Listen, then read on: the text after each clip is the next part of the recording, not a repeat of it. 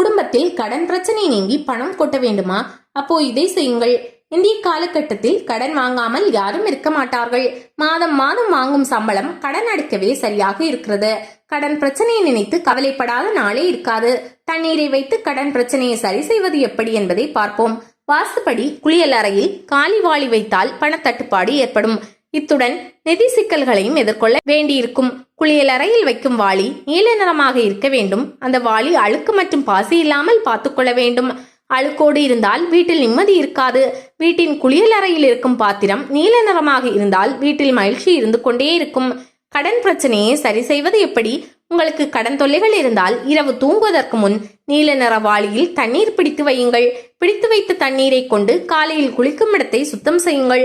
அந்த நீரில் சுத்தம் மட்டும்தான் செய்ய வேண்டும், குளிக்க கூடாது. குளியல் அறையில் பிடித்த தண்ணீரை மூடாமல் வைக்க வேண்டும்.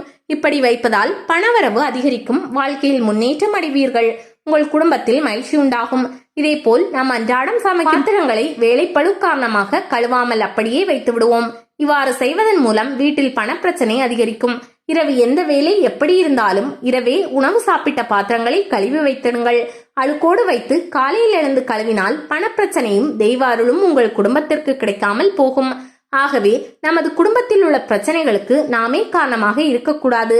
ஆகவே மேற்கண்ட வழிமுறைகளை பயன்படுத்தி கடன் பிரச்சனையிலிருந்து விடுபடுங்கள்.